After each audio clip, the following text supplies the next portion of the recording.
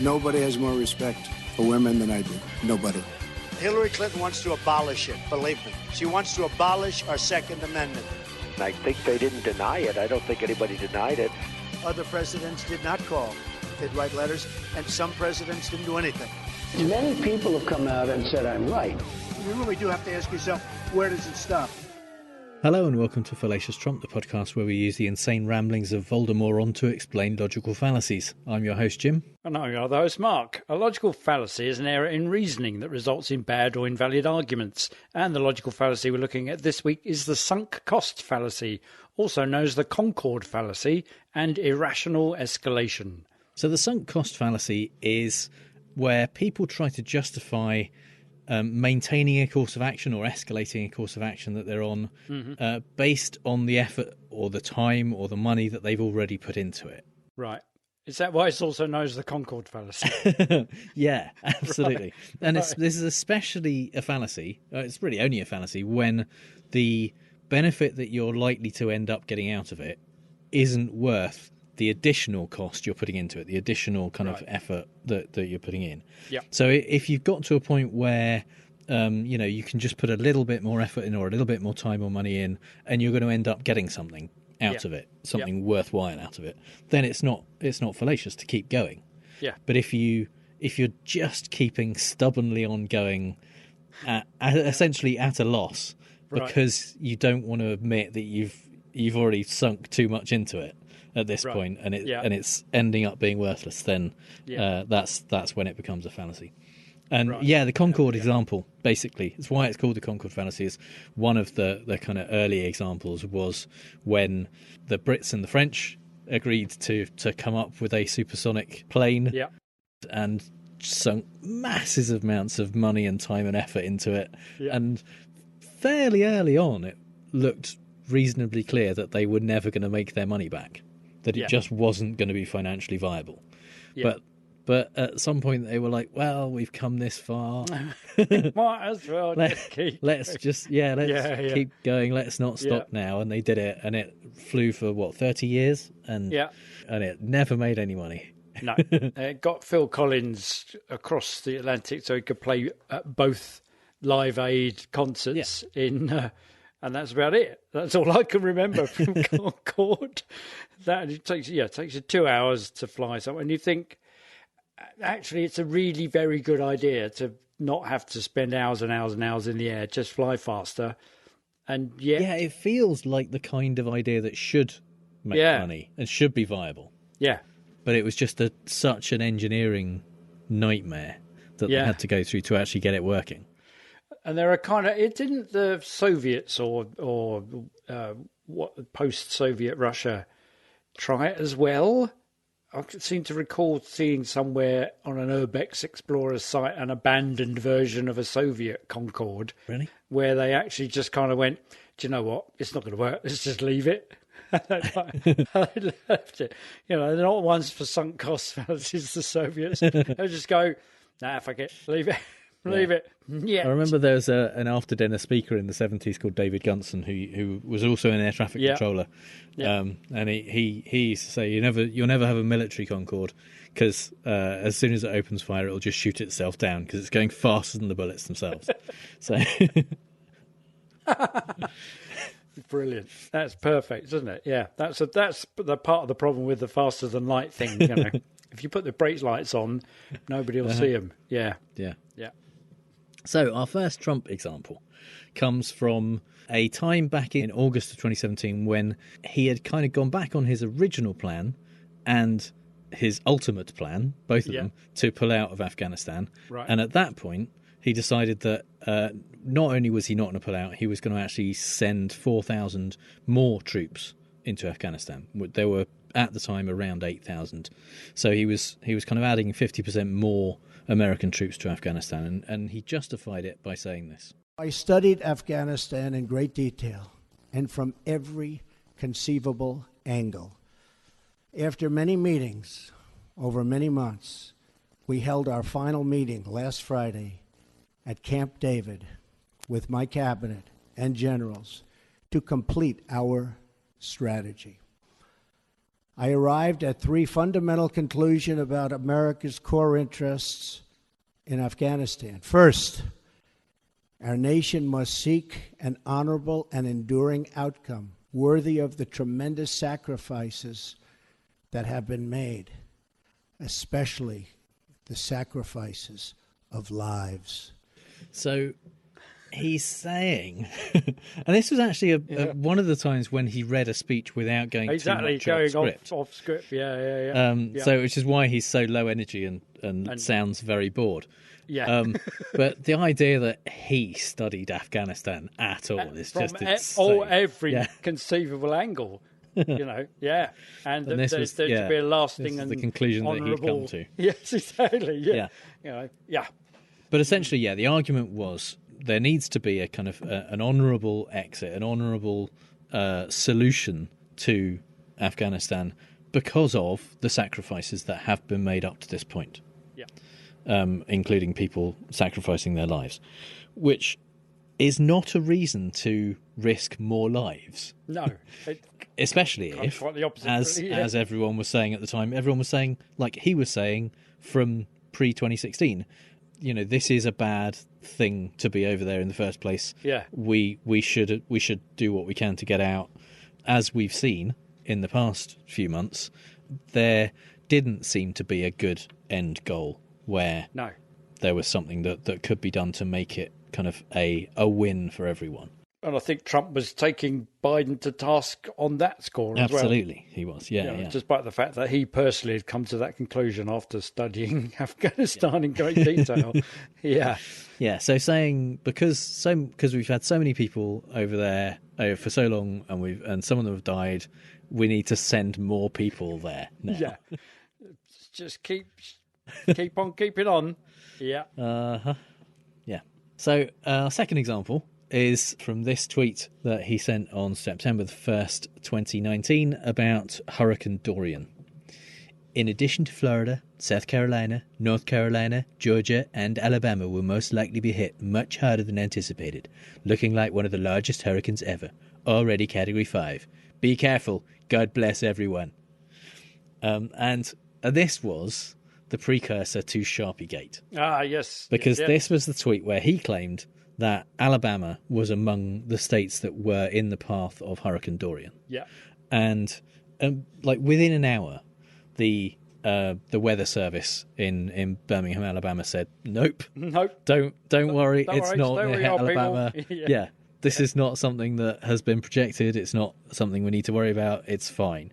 Yeah. And for the next several days, he was arguing with the scientists about whether the hurricane was going to hit Alabama. And essentially, he got into a situation, and I mean, this is true whenever he lies. So basically, whenever he says anything. He opens his mouth, he can't back down. He cannot accept that sometimes it's actually better, and you look better, to say, I made a mistake. That was, I shouldn't have said Alabama. That was not on the list I was given. Than to spend the next few days arguing with the National Oceanographic Institute and everyone who studied this stuff in great detail. And then drawing an extra bit on the map with a Sharpie, which is clearly done by hand. And then showing it to people. And going, there you are, showing you see? Committing a crime of changing a federal weather map, and pretending that was actually what you'd been given, and said, look, see, Alabama was always there all the time. You'll notice that I've moved Alabama. So because of his enormously fragile ego, he gets into this situation of having gone too far. He's already taken a lie far enough that he has to keep going and doubling down, rather than at any point backing down and saying, exactly. I was wrong. Yeah, he can't it's the same with Covifi and whatever the handbirders. It was all, it was a code word. And everybody joined in and just kind of kept going with the gambler's mentality. Then they go, if we keep at it, it will be fine. It will be fine. Eventually people will believe us. Yeah. And ultimately, this fallacy is, I think, the only explanation for some career Republicans still supporting him, still backing him, and because they've put so much of their kind of political capital on the onto line. onto his wagon and said, we're with Trump. That there's a point at which you can't then say, that was a weird 2 years, wasn't it? Shouldn't have done that. Whew, glad that's over. Yeah. And no, they're just kind of getting, and in a way, it's kind of the at the root of the QAnon conspiracy theory is that actually, even when your heroes let you down, so even when Trump doesn't turn out to be the God King Savior and doing all that they thought, they would just keep going with the conspiracy and say, oh yeah, well he's just an also-ran. He's not the Messiah. He's just a very naughty boy. But the actual thing is still going. So we'll keep betting on that horse. Yeah, and that's the thing. I've talked about time and effort and money. But the other thing is just intellectual capital. Yep. So when you've committed yourself to an idea, it has the same impact. You commit yourself and you keep. And there is I forget the exact name of the psychological phenomenon that this involves, but when you tell people about something you believe in and keep saying it and keep justifying it to people, it gets harder and harder and harder for you to then change your mind about it if you come across new evidence that doesn't back up what you believe. I think it's called Borisism. Could be, yeah. Currently, was there's a great video with Julia Galef on YouTube talking about this exact phenomenon. But then there's plenty of great Julia Galef videos, so I can't really narrow it down. But if you commit yourself intellectually to an idea, the ideal thing you should do is to keep trying to disprove it to yourself if you can, or keep looking out for anything that should lead you to be less confident in that opinion. Because if you're on the lookout for that kind of stuff and you take it seriously and you evaluate what you believe, then you can continually try to think in a kind of Bayesian way of being not 100% sure of anything, but having a good sense of what your kind of percentages are of how convinced you are about things. Ludwig Wittgenstein, the linguistic philosopher, that was part of it. He actually said he lived long enough to disagree with himself. So he was was convinced of the theory that he had, and then 40, 50 years later actually realised that it took up a completely contrary stance, and then said, that's part of the curse of being an old philosopher is you live to outgrow your previous convictions, and actually, I guess that's the ideal, really, isn't it? You want to be able to continually question what it is you thoroughly believe in, and your thorough belief in it should cause you some perturbation, and you're thinking, well, okay, so maybe I'm overlooking some stuff. If we're continually building this supersonic aircraft, there's somebody at the back going, what? Can I just hold up the checkbook? Look how much it's going to cost to fly on this thing, and nobody's going to do that. Yeah. Well, it's kind of the emperor's new clothes, isn't it? It's that, that's the whole thing, that the entirety of wherever that was, the all hung their shirt on, the fact that the emperor was completely wearing fabulous stuff, and isn't it absolutely, except for one kid who didn't know, who just went, well, he's a stark bollock naked, which is why Boris Johnson appears stark bollock naked in Cold War Steve's graphic kind of Hogarthian prints that he puts out on Facebook. He's just like naked in all of them, because he's patently... we can all see through his utter conviction that he continues to be right. So, more of that soon. And more of that right now. And now is the time, I think, for Mark's British politics corner. Well, we'll get on to the one that is the kind of the intellectual example. Well, intellect is a bit of a strong word, but the one where there's a massive belief system propelling the thing forward, sufficient for people to continue to justify pouring more resources and money into it.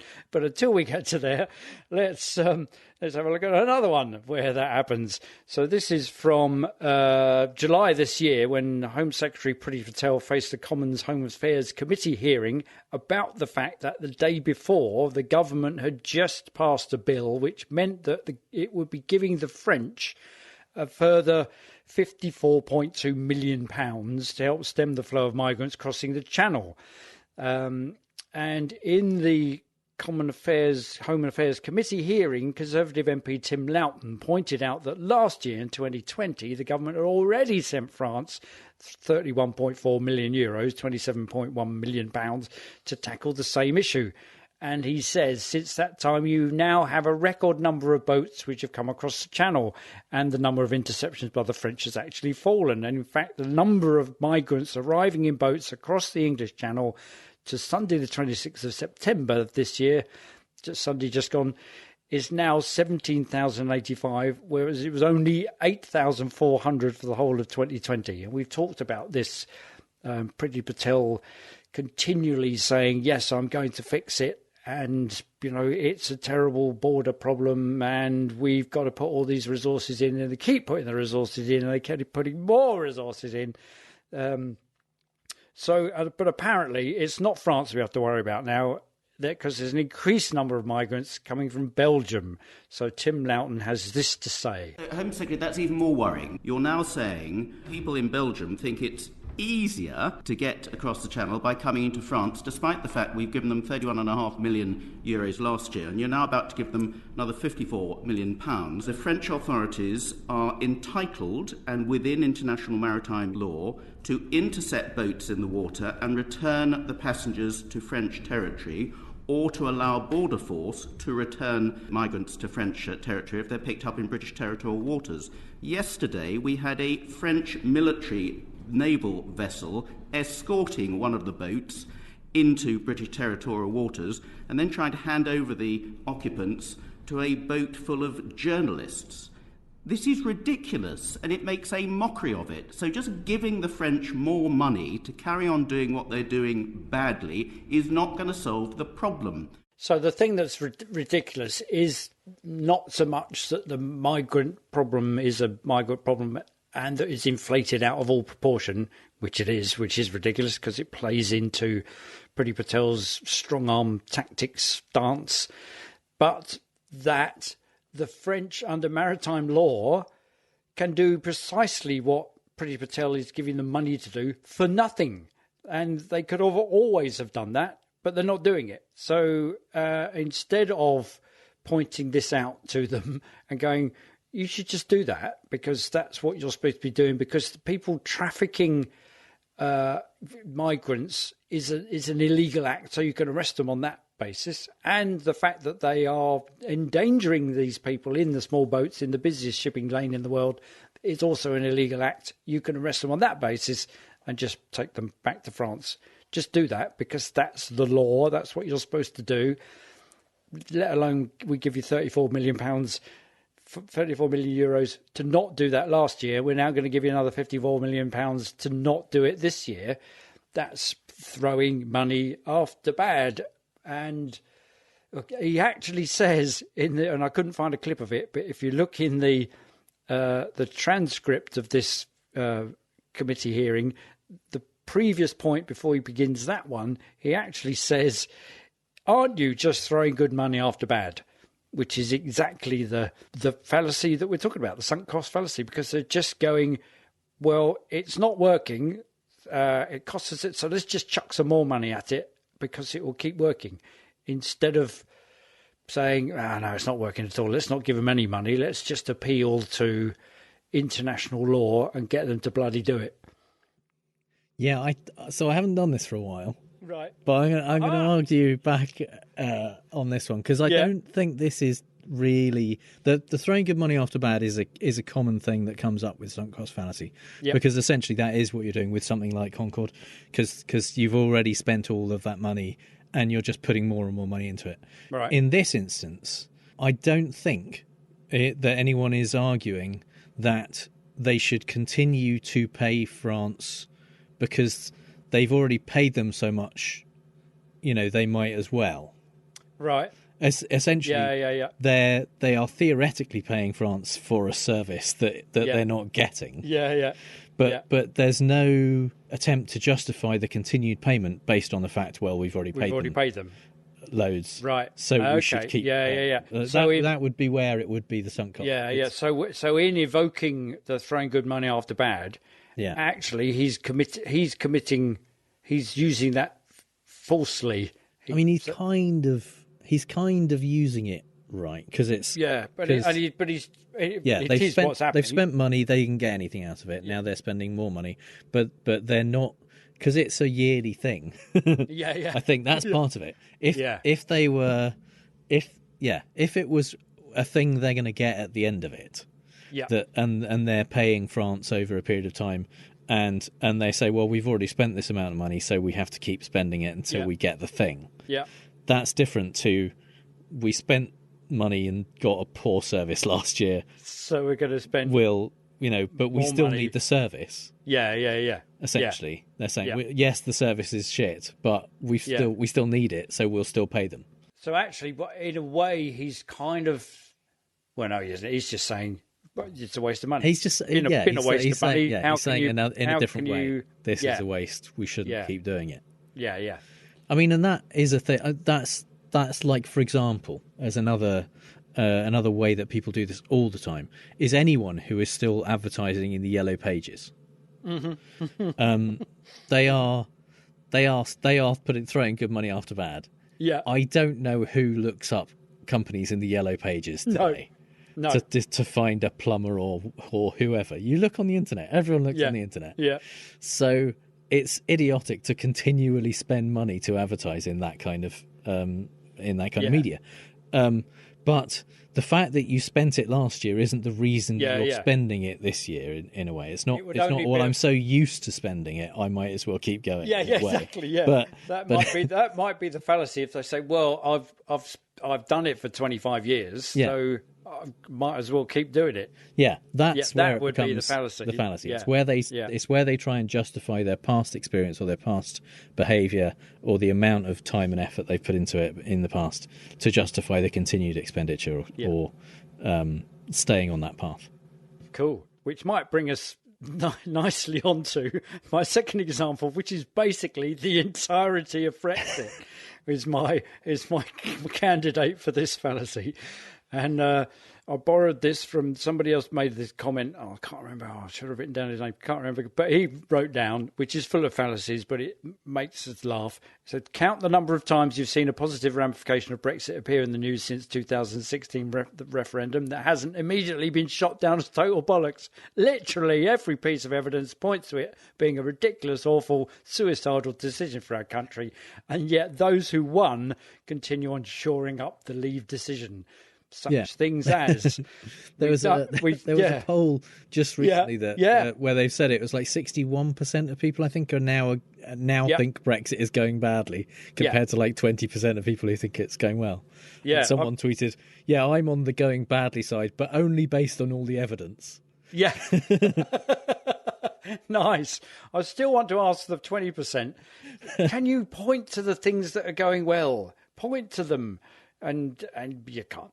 And I think some of the fallacies are distilled down to, we've done it now, it's the will of the people, so we can't change our minds. Article 50 is in, we can't back out now. And then my favourite one, we've opened the alt-right fuckwit can of worms, can't stop now or they'll be angry. And then I added some more recent tangible things that look like Brexit sunk cost, but they might not be, and particularly if they're spun right by the right-wing press, also known as the publicity arm of the Tory party. So the current fuel shortage, as Grant Shapps said in an Eric Morecambe-esque fashion, look, chum, there's plenty of fuel. It's just all in the wrong places.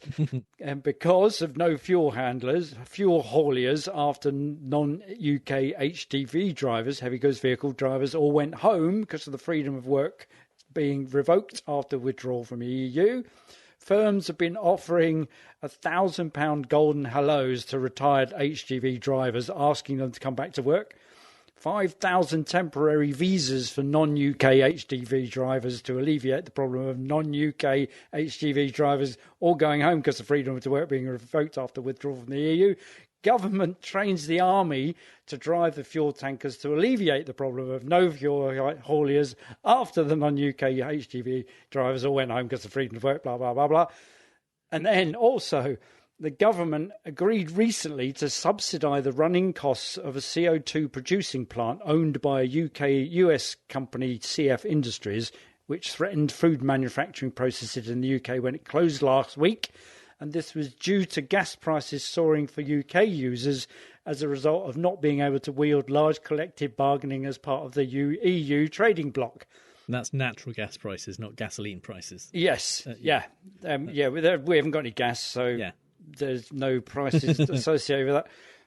And also the grace period, which temporarily waives the need for post-Brexit checks on goods going into Northern Ireland, so they don't cross the border unchecked into Ireland, which is still in the EU, and which also clashes directly with the Northern Ireland Peace Accord, which states there be no hard border between Northern Ireland and Ireland, and that grace period has been extended indefinitely. We've sunk a lot into this already, but that doesn't mean we can't cut our losses now. And Chris Giles in the Financial Times on September the 14th suggests that this loss cutting might already be happening. And he notes that during Brexit negotiations, the Prime Minister predicted that the EU would not impose frictions at the borders because German car makers and Italian Prosecco producers would insist on the UK having full access to the EU single market. But given the unequal trading power between the two sides, long after the EU imposed the controls on UK exports, it's London that's hanging back on imposing equivalent measures at the border. This government fears the public response if the imports people love are made more costly and difficult to buy. London first pushed back the imposition of border checks 6 months ago and has now delayed implementation of full border controls again until summer 2022. It seems that the best way to improve lives in the UK, according to the government, is not to take back control. And he notes Brexit is now largely a sunk cost.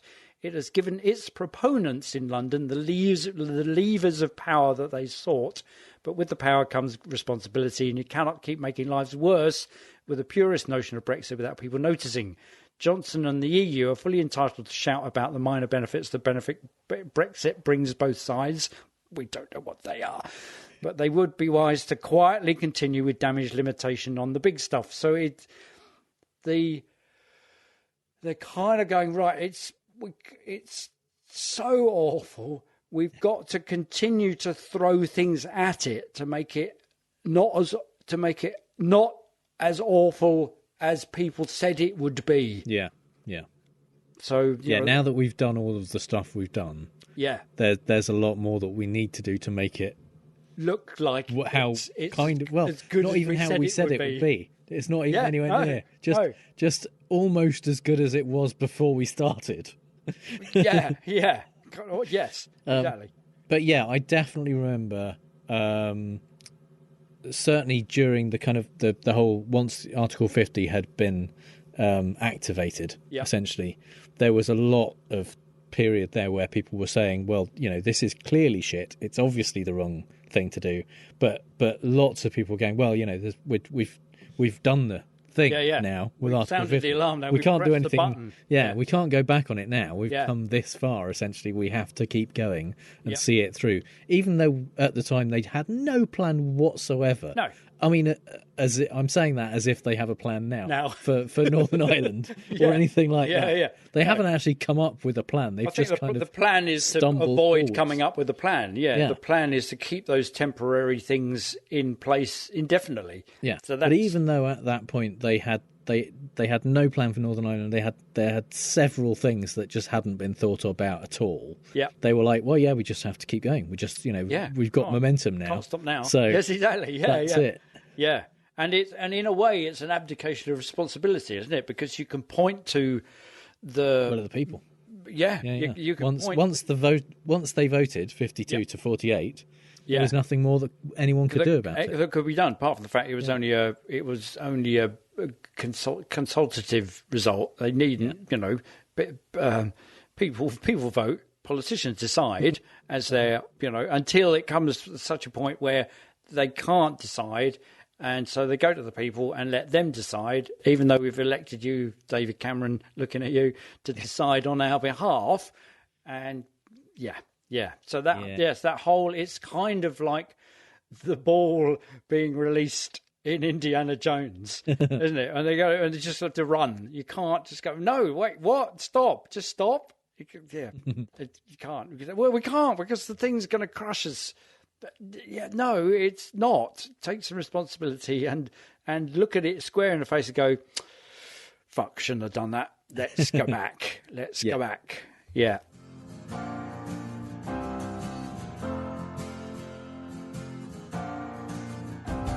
If your logic's a blunt tool, or you're thinking like a fool, carry on. Cut your losses, you just got to be sure and decide not to carry on. In the wild, it's a fallacy. In the wild, it's a fallacy. The wild.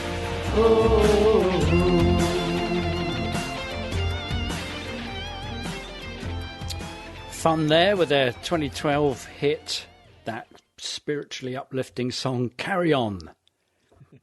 Even if everything is falling apart around, just carry on, just carry on. Just keep swimming. Just keep swimming. So, in the Fallacy in the Wild, we like to talk about the Fallacy of the Week from a non-political perspective, and our first example this week comes from the new BBC comedy by Greg Davies called The Cleaner, which is about a crime scene cleaner. And in this first episode, he is confronted by the widow of the murder victim, who also happens to have been the murderer. She killed her husband. Stabbing him 38 times. And just showboating. 5 would have been enough. Yeah.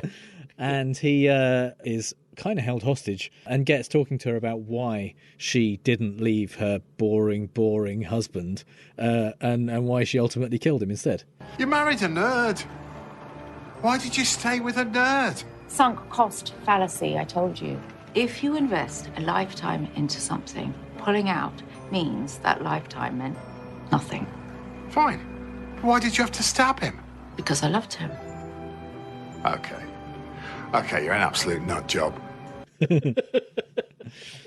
So brilliant. So yeah, she explains it in terms of the sunk cost fallacy. When you've invested a lifetime into something, it becomes incredibly difficult to walk away to admit that was a wasted lifetime. Yeah. And to be honest, this is something which results in a lot of people staying in bad relationships. Yeah.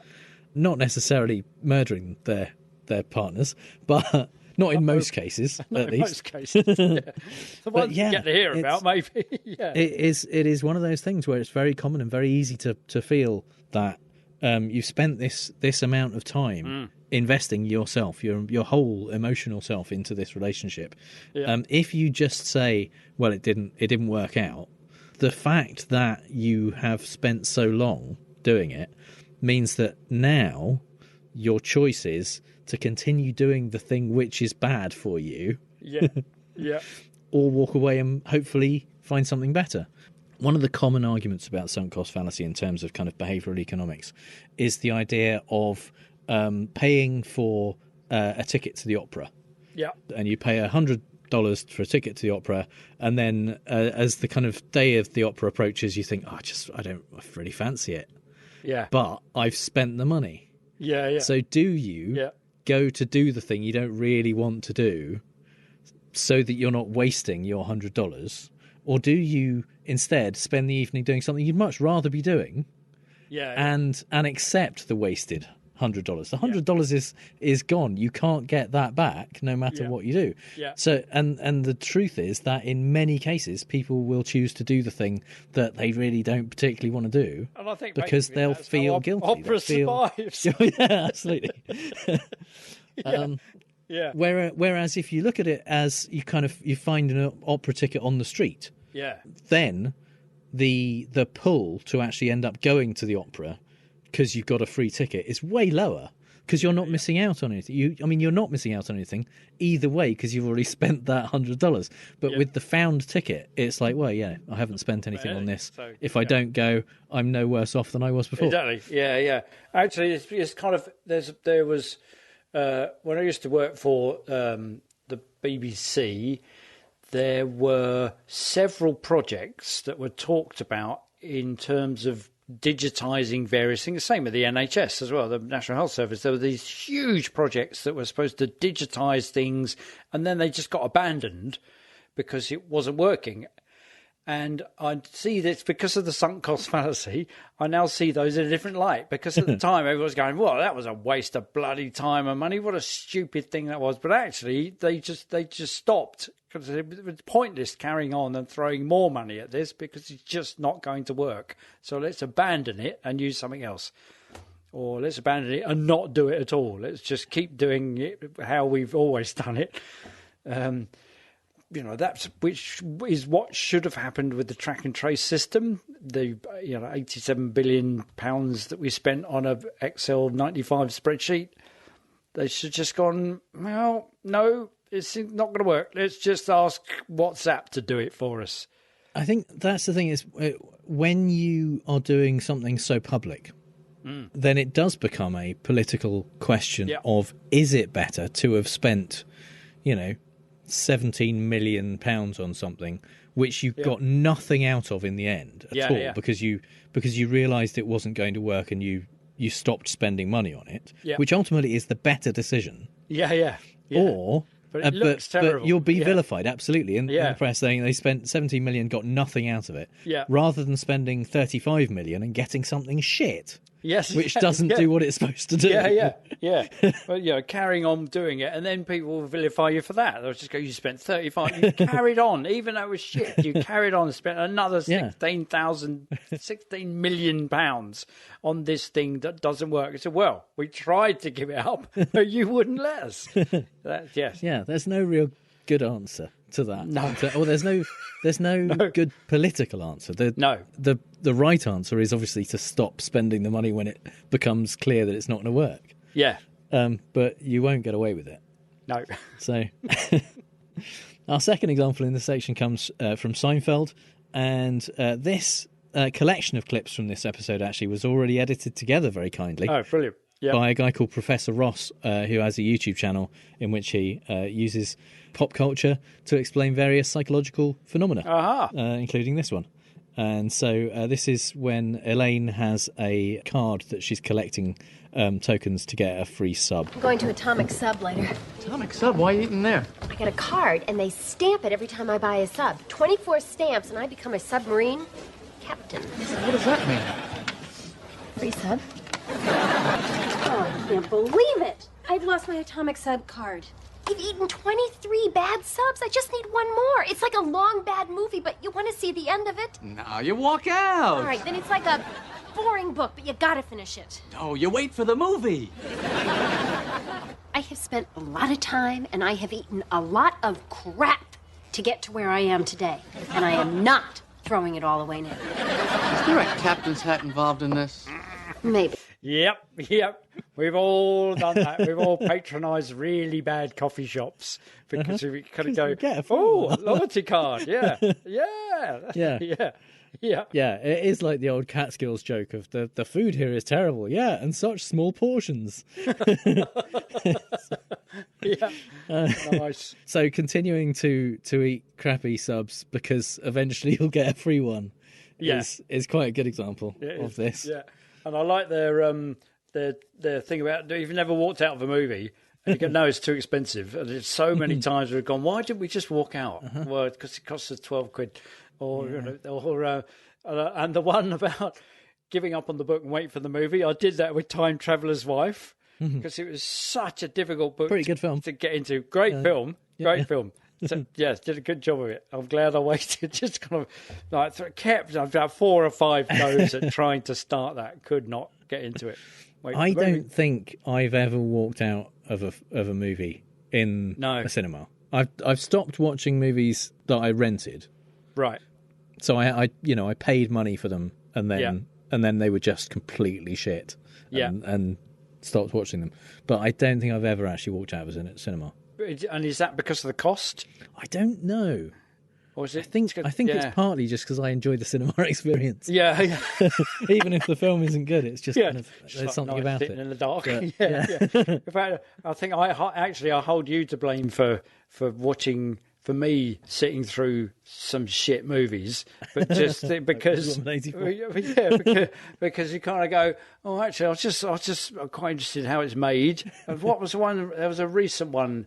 Oh my God, it was awful. It was a kind of, they went into a ghost train and they ended up in an alternate universe, and it was a kind of a pastiche of a 50s TV show or something like that. Absolutely stank. And it was on Netflix. It didn't cost me anything, but that was all right. So, but I did sit through the entire thing. I don't think you can blame me for that. Well, I can blame you for you've inculcated me into that. You just got to look. There's something to be gained from watching anything, and also I think I do feel that. That's fair. Yeah, years of teaching people film, where you sit through their films, and you've got to find something good in it to say about it, or notice something that you could say, oh yeah, but that was good, and you could apply that to there, rather than just go, oh my God, turn it off. Yeah, the unfortunate bit is when they've kind of made it and also acted in it, and the best thing you can say is like, well, the lighting was good. Lighting was good. Yeah. Nice location. I know. I've done exactly that. Yes. So many times. Awful at cinemas and everything, and then they've rented the cinema and screened the bloody thing, and no. Fortunately, the things I make are excellent, so nobody has any problem with sitting through it. Yeah. So our final example in this section is from an episode of Star Trek Next Generation. This is a kind of data-centric episode, really, where Data befriends over kind of radio transmission a small alien girl on a planet which is kind of about to be destroyed by its own tectonic plate activity. Right. And he wants to help her. But the Prime Directive says you can't interfere with this kind of thing. Yep. But he convinces Picard to let him send a message to the girl to kind of let her know a safe place to go, basically, so that she might survive the tectonic activity. Captain, permission to beam down to Drema 4. What? I have been unable to contact Sarshenka. Data, I appreciate your concern. Transporting to the surface is only going to make a bad situation worse. Sir, I feel it is important to determine the reason for... Come on, Data. Captain, your orders were to deliver the message, correct? Yes. Then what is the difference between sending the message and delivering it personally? A whopping big one, and you know it. Sir, we have come this far. In for a penny, in for a pound. Is that what you're saying, Mr. Data? Yes, sir. Oh, well. Go. So, essentially, Data's argument is, we've already broken the Prime Directive a bit. Yeah. All I want to do, instead of sending a message, because I can't get through to her, is go down there and kind of personally deliver the message. It's not really much different, and we've already come, we've already come this far. We've gone over the line of what we're allowed to do a bit. We've crossed the Rubicon. We might as well. Yeah. And that's, in for a penny, in for a pound, is kind of the another version of Sunk Cost isn't Fallacy. it? Exactly. Yeah. I've come this far. I might as well just go all the way. Yeah. There was another one I found from Better Call Saul where he's talking about not studying for the bar after all, and his girlfriend at the time says, "Oh yeah, but you all that work you did and everything, of course it's got to be worth it. You've got to just keep going." And he goes, "No, that's just a sunk cost fallacy." I think, in fact, that episode might be called Sunk Cost. Oh, there you go. Yeah, because that's, and he says that's what gamblers do. They go, "Well, I've put all this money into it, something will come up." So in for a penny, in for a pound. Well, we might as well put the whole other 99 pence in, because we've already put a penny in. So we're gonna play fake news, folks. I love the game. It's a great game. I understand the game as well as anybody. As well as anybody. Yes, it's time for Fake News, the game where I read out 3 Trump quotes, 2 of which are real and 1 I made up, and Mark has to figure out which one is fake news. You see, I'm so near being halfway there, 50% right, that I've spent all this effort over 83 episodes. I might as well just play one more game. What harm can it do? Yeah, and it could get you the 50%. This is the one where if you get this one right, you're on 50%. So yeah. No pressure. No, this is where it all goes wrong. Yeah. So this week we're going all the way back to 2017. Oh wow! When Trump spoke at a Boy Scout jamboree, right, in front of somewhere around 30 to 40,000 kind of teenage boys. Yeah. Immediately he got there, he said, I'm not going to talk to you about politics. Who the hell wants to talk politics in front of Boy Scouts? And then spent the next hour mostly talking about politics. Yeah. Statement number one, he's talking about an old property developer he knew. Mm-hmm. He says, sold his company for a tremendous amount of money, and he went out and bought a big yacht, and he had a very interesting life. I won't go on any more than that because you're Boy Scouts, so I'm not going to tell you what he did. Should I tell you?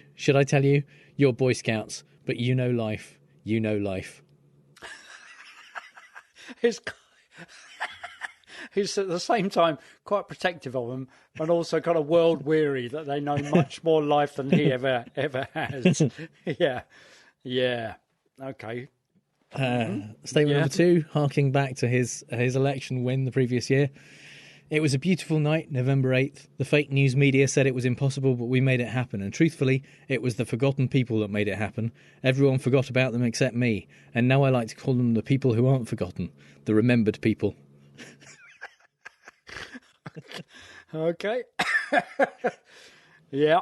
And finally, a bit of life advice. Mm-hmm. He said, in life, I always tell this to people, you have to know whether or not you continue to have the momentum. And if you don't have it, that's okay, because you're going to go on and you're going to learn and you're going to do things that are great. But you have to know about the word momentum. Okay. You see, there it is. You just got to carry on. Yep. Whatever. Just sink your costs into it. Just keep going. Okay. So the one about it's forgotten people that made it happen. Everyone forgot them except me. It's another one of his kind of snappy George Burns kind of gags. That continue to have the momentum. Well, I think because it's such a perfect joke. This could be. I think that number 2 is the one that you made up. Okay. Mm-hmm. And of the other 2, which are you more convinced by? I think number 1 because of the kind of taunting. Shall I tell you? Your Boy Scouts, life. That one. I think that one is probably real. How convinced I am. Probably real. Yeah. And number 1 is real. Oh, my God. Sold his company for a tremendous amount of money. And he went out and bought a big yacht. And he had a very interesting life. I won't go any more than that because you're Boy Scouts, so I'm not going to tell you what he did. Should I tell you?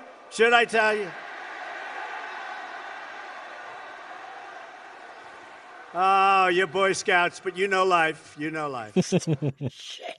It's a cross between Homer Simpson and Liza Minnelli, isn't it? It's that kind of, I won't go any more than that because you're Boy Scouts. I'm not going to tell you what he did.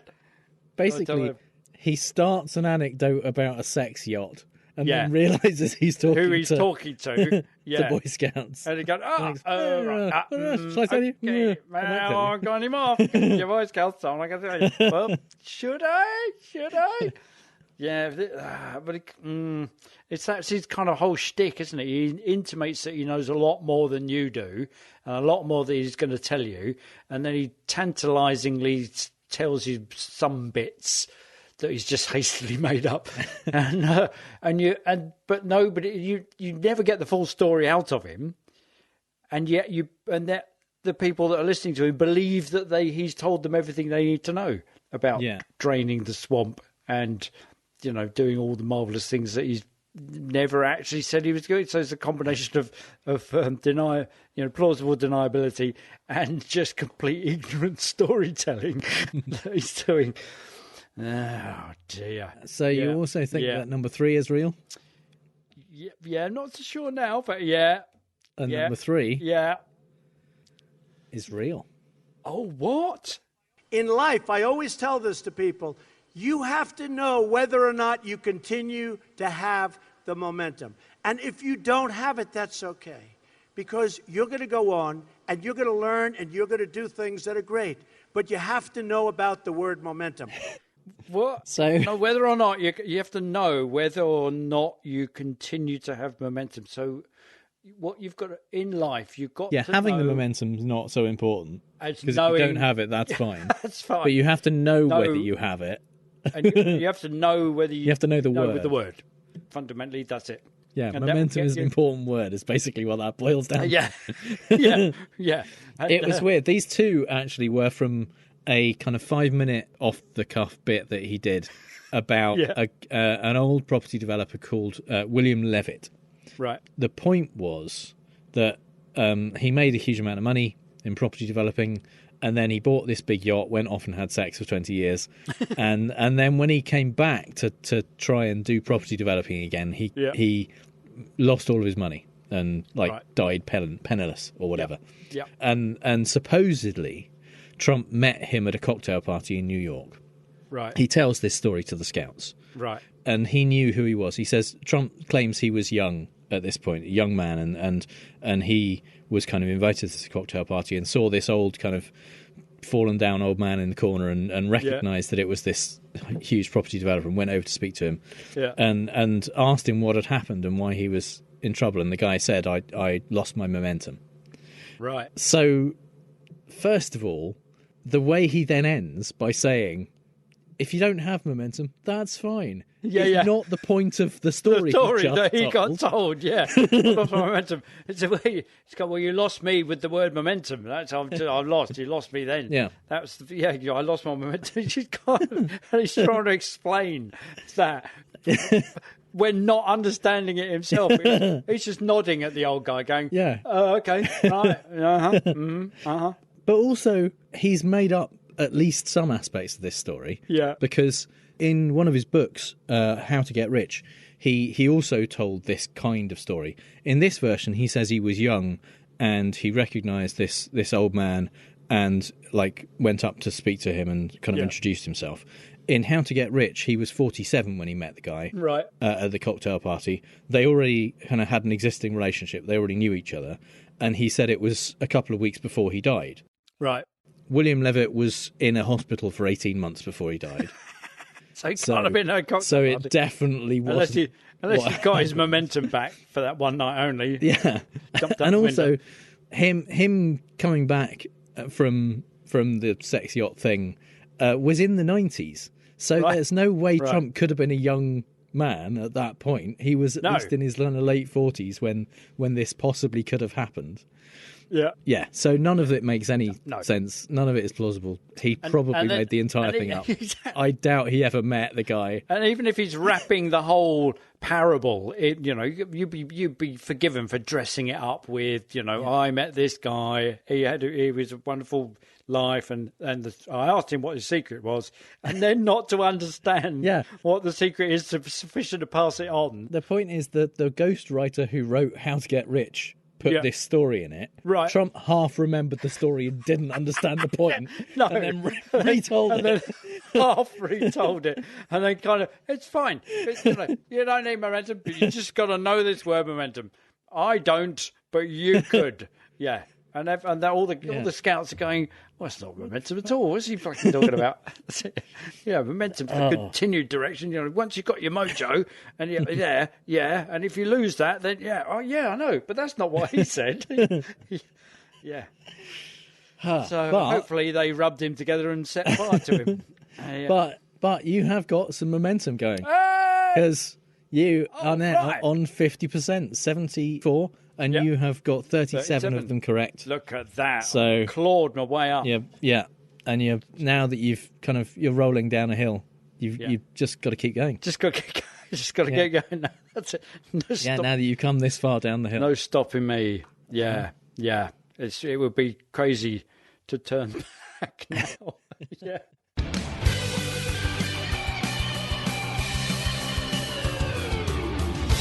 Yes, it's time for the part of the show that this week, at least, is called The Arizona Audit is Still Not a Logical Fallacy. We've talked about the Arizona audit a couple of times now, but it's kind of finished, at least for now. Yeah. I note the tone of slightly not quite sure there, but this is the of all the audits, this is the one that was designed to overthrow the whole thing because it was done by the people cyber that were on exactly, who are all going, who are all saying it's a complete fake. We're going in, no electoral experience whatsoever, but we'll go in and we'll do it, and they did it. Yeah, so these people were essentially hired by the Arizona Republican Party and funded by people like Mike Flynn and Sidney Powell. Yeah. And they were run by a guy called Doug Logan, who's from Florida, who runs Cyber Ninjas. Yeah, as Mark said, had absolutely no election experience. Nope. And was a kind of stop the steal conspiracy theorist. And yet, the recount that they did re-elected Joe Biden. Essentially, with a higher margin than before. Exactly, yeah. And not only that, but a lot, many fewer votes for Trump. It was 99 additional votes found for Biden and 261 fewer votes for Trump. Brilliant. Based on their count. So they just increased the gap. It's fantastic. For only about $3 million. Might as well keep going. You've invested that much, just keep going. Yeah.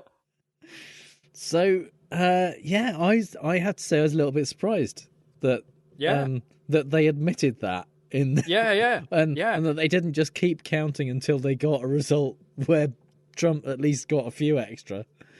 But no, they included that in the report that was kind of leaked, I guess, to initially a Phoenix public radio. Yeah.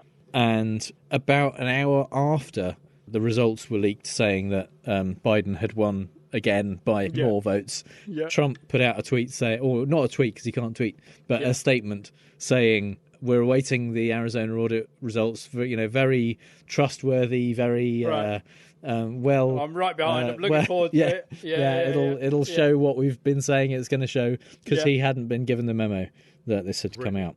I mean, obviously they didn't leave it at yes, we've checked and Biden totally won. Yeah. They've still gone with all of but there's lots of things that we're not sure about. No evidence for any of them, obviously. No. And you kind of think of if you're sent in there by a system designed by the Republicans, designed to make them win, and they still can't find it, then you need to kind of question the things that they think they have found. And we found all these. No, we don't believe a word of that. What you're going to go look at those and find something else that makes it even more of a overwhelming victory by Biden, or what? Yes. The other things that they did were looking generally at things that they thought were a bit weird, and the reason they thought were a bit weird were almost always because they don't understand how elections work. Right. Yeah. Which was things like the thousands of mail-in ballots that hadn't been sent out. Yeah. And that has been explained away multiple times by people saying, well, yeah, but that includes in-person early voting. Yeah. So those were, they may have applied for mail-in ballots even, but they voted in person and before the date. So yeah, we didn't need to send them out. Yeah. So if we had done, like you would accuse us of doing double voting. Absolutely. Yeah. There's the fact that they focused on voters who had identical names and birth dates, not recognising that there are people who have identical names and birth dates. In fact, according to Maricopa County officials, in Maricopa County alone, there are 7 voters named Maria Garcia who were born in the same year. When you count how many people there are in the world and how many days there are in a year. But yeah, they're not allowing for that factor of especially common names. And they're assuming that means that there's something dodgy going on. Yeah. They've done lots of things where they claimed that people had voted twice or voted in 2 places, and it showed ultimately that they were different people. And the thing is, they didn't. They looked at these things and said, well, that looks odd, and added it to a list of things that looks odd without actually then looking into it and saying, can we explain this? Right. They just stacked them up in a kind of... Yeah, like other lawyers we know, for acquaintance. Yeah. They just go, but look how many there are. Yeah. Well, and that's the thing. If you think you've discovered something and you don't want to look like a dick, you should check to see if the thing you've discovered is real or not. Yeah, rather than just count it. Go, well, there's a thing. And go, well, that could be because you don't... Have you ever done one of these before? No. Well, that could be that then. Do you not think? Maybe we could ask someone, have someone on our team who knows a little bit about this horse. Who's done it once. Exactly. Or let's go find somebody who might have the answer and ask them the question. And if they say, oh, yeah, no, that is odd, you're quite right, then we've got, some sort of corroboration of our odd feeling. Or they might just say, well, no, but because there are 7 people called Maria Garcia who were born in that year. That's just what happens. It was a popular name that year. But that's part of the problem, where you are looking to support your argument rather than looking to find out what the truth is. Mm-hmm. When you start where you are begging the question and you have decided what your conclusion is, and then you're looking for evidence to back it up. Yeah, and that ultimately is what happened here. And still, they haven't been able to provide anything that is in any way convincing. Not least the fact that they just get the raw votes. They just count to the raw. Because all the votes are wrong. Let's just recount them, and then go, okay, it's wrong. They were wrong, but the wrong kind of wrong. Yeah. It stands to reason, which is a fallacy in itself. They've spent months and millions of dollars on this. If you're looking at this stuff and you're matching up paper ballots with electronic ballots, and you are finding people's names that you think are wrong or duplicates or whatever, you would make a list of the specifics. You wouldn't just have the numbers and say, well, we found 760 people who did this. You'd look at those people and you would investigate, where do they live? Are they the same people? Yeah. Because if you were being intellectually honest about it and you genuinely believe that this is happening, investigating it is only going to give you better evidence, isn't it? If you have 6 people who you genuinely think have died, and there are also people who were removed from the voter rolls in subsequent months, which again is what happens when people either die or move house. Yeah. So you would, I would think, you would make a list of the people and the details of those individual cases and look into them and see look into each and every one of them. If the people who were who take an example of someone who voted and then was later removed from the electoral roll, look into that case, see if they died, see if they moved, or see if they never existed in the first place. Yeah. And then you've got some evidence. But if you're not interested in providing evidence, you just want to provide crumbs so that you can say yes, this looks very suspicious, Yeah. then that's what you'll do. Or you're saying it so you can say, well, this needs more looking into. Yeah. So Needs- we need needs to more work money. for another Yeah. 6 months. We need more money.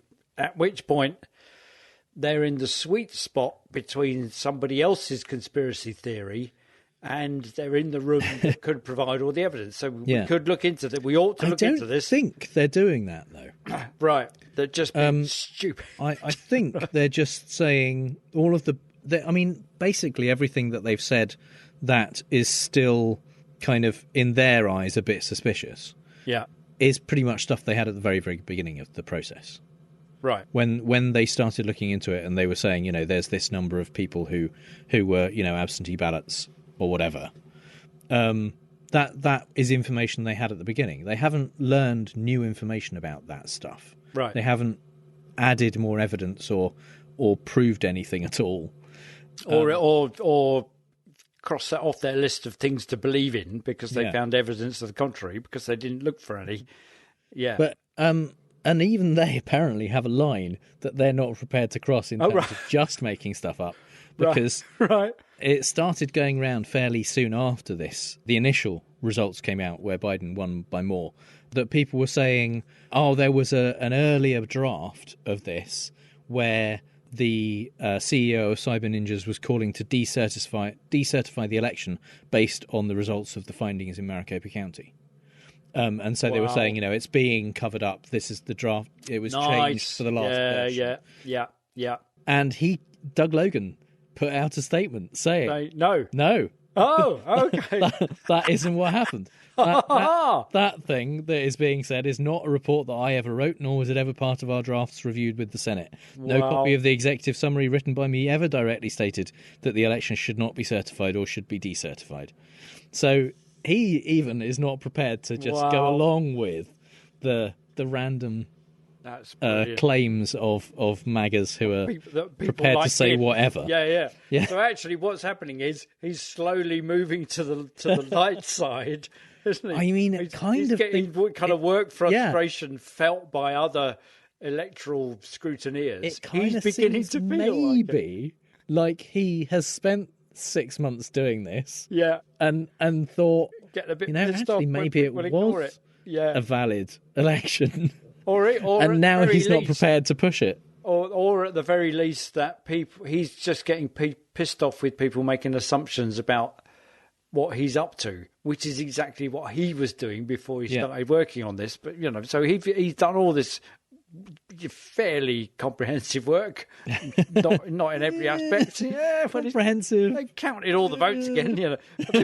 They've been doing nothing but this for 6 months in the same room with the same bits of paper. Not nothing but this in the same room, because for several months, or let's say weeks at a time, they couldn't use the room. Because it was booked out for other things. Because when they initially booked it, it was for like 6 weeks or something. Yeah. This was about 8 months ago, and they couldn't get anything done in the time that they said they were going to do it in, and then they had to give up the room because there was a gun show and a talent show and other stuff in this room, and so they had to lock up the ballots and they had to keep stopping and starting. Yeah. Which led to piss you all off, kinds of questions about chain of custody and things like that. In the process, they fucked up the Maricopa County voting machines, which now have to be replaced. Which is going to cost another $3 million. Yeah. And they basically went through all of this, and the clearest bit of evidence they could come up with was that Biden won again. Yeah, by a larger margin. Yeah. So, yay, Cyber Ninjas. Brilliant. Just keep at it, guys.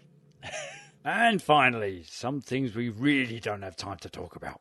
Former Trump lawyer, hair dye enthusiast and Queen Elizabeth impressionist Rudy Giuliani has finally crossed the line that even Fox News can't ignore. No, it wasn't drunkenly insisting he's never partied with Prince Andrew except that one time. It was getting Fox News in legal trouble.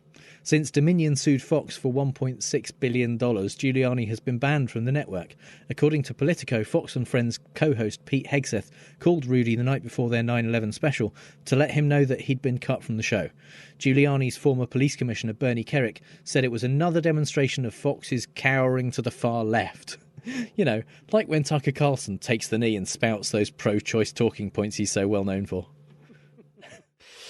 Lovely, inclusive, sunny Florida. I say that because they've been welcoming more COVID cases in August than at any time before vaccines became available, and their happy-go-lucky lunatic Senator Ron DeSantis has appointed a new Surgeon General, Joseph Ladapo. And as Slate.com reported not unexpectedly, he's the kind of doctor that was last seen on the national stage participating in a COVID miracle cure event with another doctor that believes that lizard people control the government and that demons cause gynecological problems by implanting stolen sperm, as well as a third doctor who later got arrested for being part of the mob that smashed into the US Capitol in an effort to overturn the presidential election. Yep, so all about normal for DeSantis' land of the mad. As a qualified and rigorous scientist, Ladapo criticises lockdown policies as ineffective. Says there's some evidence that cloth masks do not prevent the spread of COVID, suggests that hydroxychloroquine is being suppressed for salacious reasons, and that there is nothing special about vaccines compared to any other preventative measure. OK, what qualifies him really, apart from all the crazy shit? Well, he's genuinely worked at the Ronald Reagan Medical Center in Los Angeles and is affiliated with UCLA's David Geffen School of Medicine.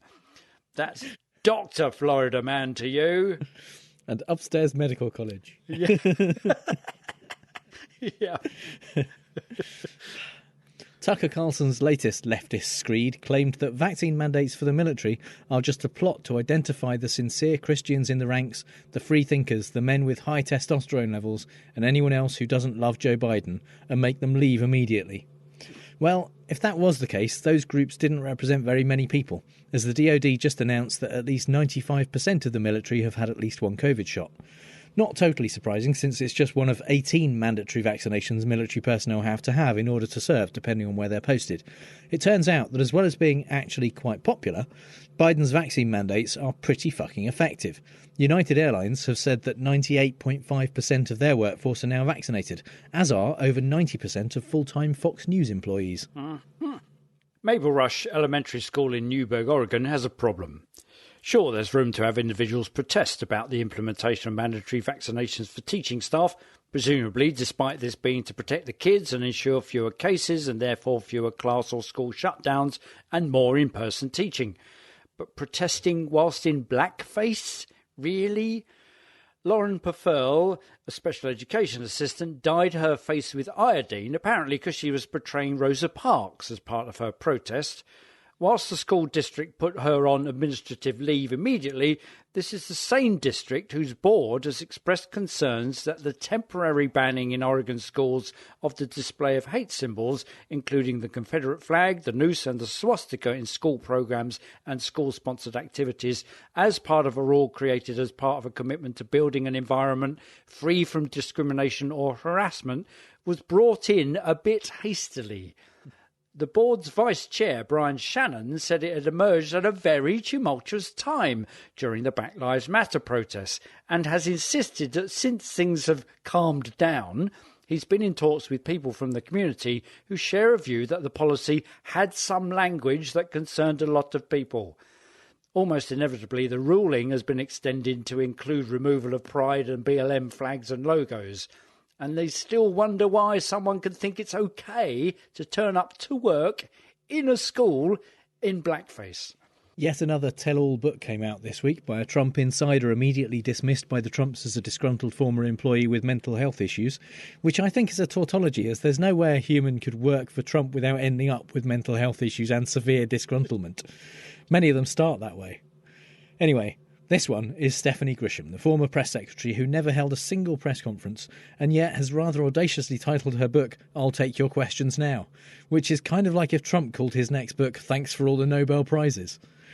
Among the revelations contained within are the entirely unsurprising news that Trump called Grisham from Air Force One to reassure her that his penis does not look like Toad from Mario Kart, the entirely predictable claim that Putin distracted Trump with an attractive woman during their summits, and the somewhat more surprising fact that a White House aide known as the Music Man would regularly play show tunes for Trump to bring him back from the brink of rage, like Fay Ray stroking King Kong's cheek to calm him down, but if the stakes were a bit higher because King Kong had a nuclear button.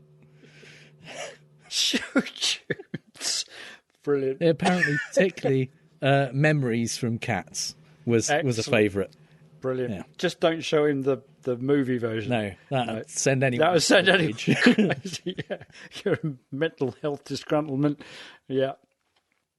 Michael Flynn, as we all know, is not known to be a medical doctor nor a public health expert, but a rather short-lived, about 20 days' worth, US National Security Advisor for the Trump administration. So not really an expert in that either. However, this, as we all know, doesn't stop people, like your Nicki Minaj, for instance, pontificating on vaccines and or testicles and or just talking bollocks. Anyway, Flynn appeared on a video panel, admittedly one that peddles conspiracy theories about COVID and vaccines and bollocks like that, and said very specifically, and with huge evidence to draw upon, somebody sent me a thing this morning where they're talking about putting the vaccine into salad dressing or salads. So basically, Flynn was sharing his thing or someone else's thing about them with whoever had to be watching the video panel, which in the old days, before Twitter woke up, used to be called spreading unfettered misinformation. Dan Evans, writing for Snopes, tried to get to the bottom of Flynn's thing and suggested a September 16th article by Jules Bernstein for the University of California, Riverside, UCR News. The future of vaccines may look more like eating a salad than getting a shot in the arm. UC Riverside scientists are studying whether they can turn edible plants like lettuce into mRNA vaccine factories, attempting to use plant cells to produce enough mRNA to serve as an mRNA vaccine. Whilst this is a far cry from working, it's a further cry from putting vaccine in your salad dressing. Just when you thought misinformation, like Trump, was a thing of the past, it shows you just how hungry people are for stuff that agrees with them. Unlike salad, ironically. Yeah, I can't help feeling if we did want to trick Trump supporters into eating the vaccine, salad would not be the way to go. No. So that's, even the bit of salad, the so-called salad that you get on top of your burger, there's no way that throws away that salad. Exactly. Yeah. Why would you do that? Yeah. Put it in barbecue sauce. I think you might get. You might get away with it. You'll just shove it straight into the meat of the, the ultra processed meat shaped thing into a burger. Yeah. Then you'll get it. Shove it into salad. It's not a good plan. No. Trump has sued his niece, Mary Trump, for $100 million because she gave the New York Times all the evidence they needed to show that Trump and his family committed lots of tax fraud surrounding the Donald's inheritance from his father's estate. Trump accuses Mary of breaching an NDA-type settlement agreement, which we can only assume said something like, "We'll give you some of the money if you keep quiet about all the crimes." We have to assume that because the agreement he claims she breached wasn't included in his court filing. Also not to be found anywhere in his 27-page complaint was any refutation of any of the allegations made by the New York Times, or even a single claim that they weren't true, which is interesting. 3 New York Times reporters are also named in the suit, accused of relentlessly seeking out Mary Trump as a source of information and convincing her to smuggle documents out of her attorney's office. One of the named reporters, Suzanne Craig, responded on Twitter, "I knocked on Mary Trump's door. She opened it. I think they call that journalism." Relentlessly seeking out. Yeah. This week in Dismal Land, we've been having a fuel shortage leading to empty gas stations, which means we can't drive to the supermarkets and their empty shelves. But it's okay, because we can't afford any cooking gas to cook the food we can't get to, which isn't there anyway. But it's okay, because we've all been reassured of the continued existence of doublespeak when Transport Minister Grant Shapps said it's just as well we did have Brexit, because it meant that we could respond to the shortage of lorry drivers caused by Brexit that much quicker, as we didn't have to wait around for the EU to agree. OK. Meanwhile, the EU are too busy laughing themselves complètement fou at what we're up to worry about what we're up to. But it's okay, because our strong and united, vigorous political opposition, the footballer Marcus Rashford, the Labour Party, are apparently more concerned with winning elections than unity, which I guess is a good thing, given that it was Cameron's worries about unity that got us into this mess in the first place. And to ensure that electability, Starmer has gone all out to remove anyone who isn't unified in the way he wants them to be, and ousted anyone from the party who at any time might have been a bit to the left of Benito Mussolini. Those he hasn't ousted have very visibly resigned during the current party conference season, and those who might even vote for a lefty, i.e. the rank-and-file membership, have had their ability to take part in selecting a leader curtailed. So all's well and democratic, if a tad Blairite on the left, which is to say the right. My question still remains, Keir. Why would anyone vote Tory light when they can get the real thing? So that's all the bad arguments and faulty reasoning we have time for this week. You'll see the show notes at fallaciostrump.com, and if you hear Trump say something stupid and want to ask if it's a fallacy, our contact details are on the contact page. If you think we've used a fallacy ourselves, let us know. And if you've had a good time, please give us a review on Apple Podcasts, Stitcher, or wherever you get your podcasts. And you can support the show at patreon.com/ftrump, just like our newest patron, Jill Longcoy, our strawman level patrons, Max Beaver, Kaz Tui, Steve Bickle, Schmutz, Mark Reike, and Amber R. Buchanan, and our top true Scotsman level patron, Lauren. Thank you so much, everyone. We really do appreciate your support. You can connect with those awesome people, as well as us and other listeners, in the Facebook group at facebook.com/groups/FallaciousTrump. All music is by The Outbursts and was used with permission. So till next time on Fallacious Trump, we'll leave the last word to the Donald. That's right. Go home to mommy. Bye. Bye.